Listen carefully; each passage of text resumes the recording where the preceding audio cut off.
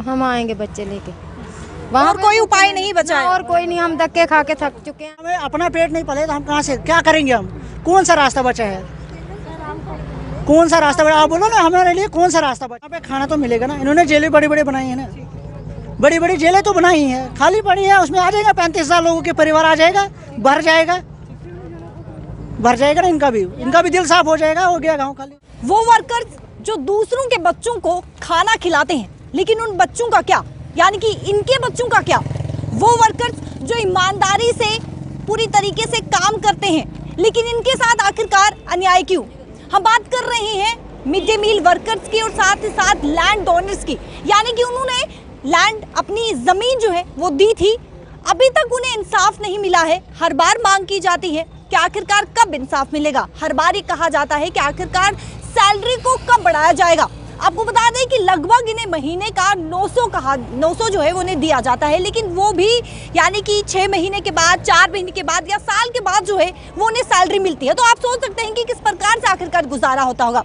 बातचीत करने के लिए हमारे साथ महिलाएं मौजूद हैं, जिनसे बातचीत करेंगे।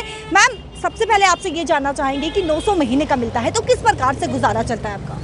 पहले तो आपका बहुत बहुत धन्यवाद मैम, आप हमारी आवाज़ जो आम तक पहुंचाते हो। गुजारा आजकल तो हर आदमी, कोई ये तो है नहीं कि पेड़ के पत्ते खा के जिंदा रहता है। जहाँ पानी की बोतल लेने जाओ तो 10-20 रुपए की आती है। हम सुबह के आए हैं तो फ्री का तो पिया नहीं है, बोतल की ली है। अगर ये महीने का 30 रुपये या 25 रुपये हमें देते हैं और बोलते हैं कि महीने में हम इनको 900 रुपये, बस 7-8 महीने में पैसे डालते हैं। अब मेरी बात यह है कि हमने 4-5 साल हो गए प्रदर्शन करते हुए। हमारे साथ बैठ के एक बार खुल के हमें बता दो भाई, हमारे बस का नहीं है, आपको पे देना हमारे बस का नहीं है। आप चाहो तो छोड़ दो, बंद कर दो, ये काम नहीं करना है, मिड डे मील बंद कर दो तो ठीक है जी। अगर आपके पास पैसे ही नहीं है तो फिर काम करने का क्या फ़ायदा? हम कोई ये है ना कि खाली वोट लेने हैं तो हम इंसान हैं, अगर काम करवाना है तो तब भी हम इंसान हैं, अगर हमें पैसे देने हैं तो हम किसी कैटेगरी में नहीं हैं। आप दूसरों के बच्चों को खाना खिलाते हैं, दूसरों को बच्चों को एक हेल्दी पोर्शन जो है वो देते हैं आप, और आप ही के बच्चों को जब खाने की बात आती है तो उन्हें खाना प्रोवाइड नहीं होता। हमारे बच्चे तो बेचारे चटनी के साथ ही खाते हैं और मोदी को शीशे देते हैं और गवर्नर साहब को कि आपकी लंबी उम्र हो, कि आप पैसे नहीं दोगे तो हम अपने बच्चों के, हमारे बच्चे तो वही है चटनी रोटी खाएंगे। रोटी पता नहीं मिलेगी जब आटा और महंगा हो जाएगा। अब तो मोदी ने 2 kg और कम कर दिया, 3 किलो भी आटा नहीं मिल रहा है, बोलते हैं पीछे से कम हो गया। तो जिसकी तो कोई ज़मीन वगैरह भी नहीं है तो वो बेचारा, जो हम वहाँ पूरा दिन काम करते हैं, हम तो कहीं दिहाड़ी जहाँ कुछ भी, हम तो स्कूल पे है ना डिपेंड, सुबह जाते हैं तो शाम को आते हैं। तो फिर मुझे ये बताओ कि हम इतने दिन खाएंगे क्या? इस समाज में रहना तो कपड़ा भी अगर आपने अच्छा पहनना तो हमने भी पहनना, तभी आप हमसे बात करोगे, वरना ऐसे तो नहीं कि पहले की तरह जो पहले जमाना था वैसा नहीं है आजकल। आजकल तो कोई रिश्तेदार हम गरीबों को तो पूछता भी नहीं है कि ये गरीब हैं, इनको ऐसे कपड़े पहने। तो हमें भी कहने का मतलब ये है, हम कुछ नहीं मांग रहे, जो हम काम करते हैं ना उसकी खाली हमें जो हमारा हक बनता है वो दे दे प्लीज। सर, आपसे जानना चाहेंगे ऐसे कितनी बार आश्वासन जो है वो आपको मिल चुका है और कितनी बार ये कहा गया है कि सैलरी को इंक्रीज किया जाएगा, सैलरी को इंक्रीज किया जाएगा? मैम, उसकी गिनती नहीं है, गिनती नहीं है। वो कोई महीना, वो कोई हफ्ता, वो कोई दिन ही नहीं होगा कि जो, वो कोई दफ्तर ही नहीं होगा जिस दफ्तर पे हम नहीं गए होंगे। गवर्नर हाउस गए, सेक्रेटरीट में गए, चीफ सेक्रेटरी के पास गए, जब आपने हर दफ्तर के दरवाजे खटखटाए, क्या रिस्पांस मिला? रेस्पॉन्स यही, कुछ जगह पे आजकल कुछ जगह पे आपके लिए जगह है ही नहीं क्लियरली। कुछ जगह पे हाँ जी फलानी डिपार्टमेंट नहीं मार रहा है, फलानी वाले नहीं मार रहे, फलाने सेंटर से नहीं आ रहा है पैसा, सेंटर वाले नहीं मार रहे। सेंटर वाले ये बोल रहे हैं अगर हम जम्मू कश्मीर में बढ़ाएंगे तो हमें बाकी यूटीज़ और बाकी स्टेट में भी देना पड़ेगा। हम बाकी स्टेट के यूटी के साथ हमें क्या वास्ता है? हम अपने यूटी में काम कर रहे हैं, हमें अपनी यूटी से हमें अपना पैसा दे दो। ज़रूरी है सेंटर से हमारे लिए पैसा लाया जाए? यहाँ का पैसा कहाँ जाता है? जो यहाँ मिलता था आटे की गुथी, वो मिलती थी 700 रुपये में, वही आज 1500 में है। तो वो पैसा कहाँ गया? पेट्रोल था 50 रुपये, वही आज 100 रुपये, कहाँ गया वो पैसा? तेल था 200 रुपये, वही आज 300-400 रुपये, कहाँ गया वो पैसा? ये भी तो हमें जवाब देना है, पैसा कहाँ जाता है। कौन सी डेवलपमेंट है, किस जगह डेवलपमेंट है, कहाँ पे है, ये बोलो ना। मतलब कहीं ज़मीनी सतह पे दिखाए ना, कहाँ पे डेवलपमेंट, कौन सी डेवलपमेंट की, किस जगह डेवलपमेंट की।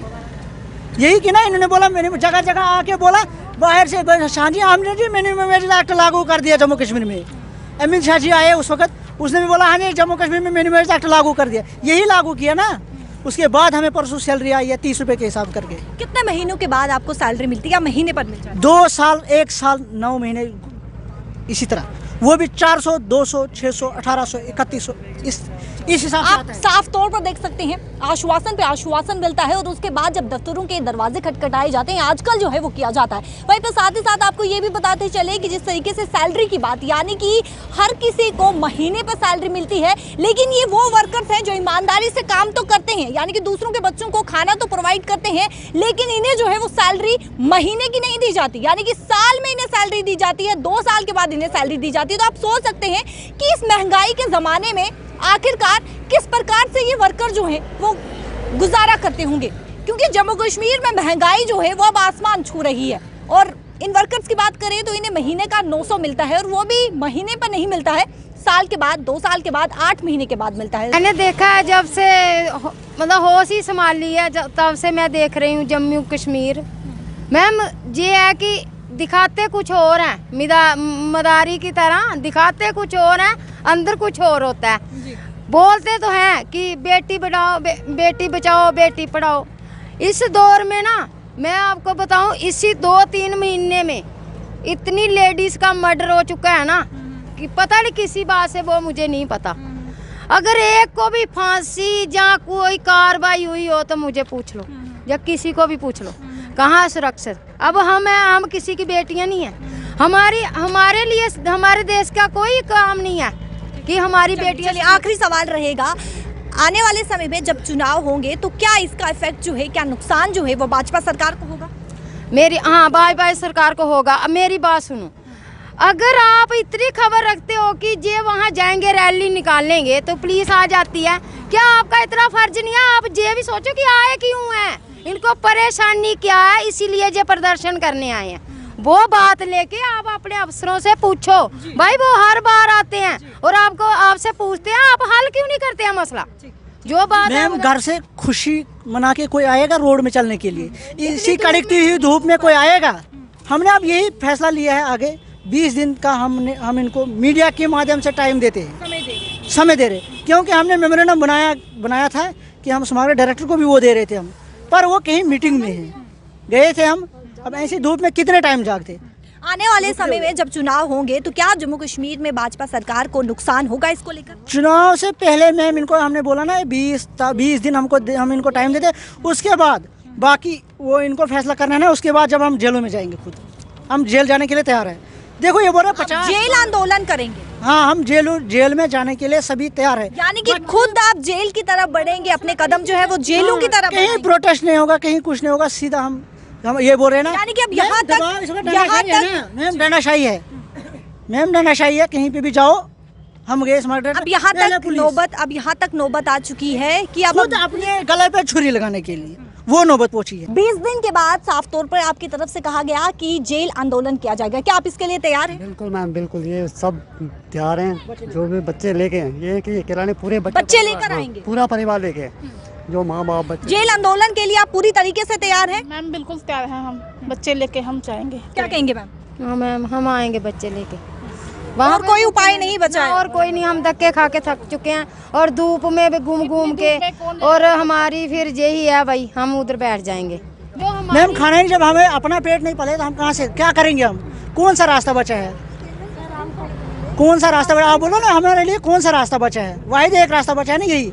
वहाँ पे खाना तो मिलेगा ना। इन्होंने जेलें बड़ी बड़ी बनाई है ना, बड़ी बड़ी जेलें तो बनाई हैं, खाली पड़ी है, उसमें आ जाएगा 35,000 लोगों के परिवार आ जाएगा, भर जाएगा ना। इनका भी दिल साफ हो जाएगा, हो गया गाँव खाली।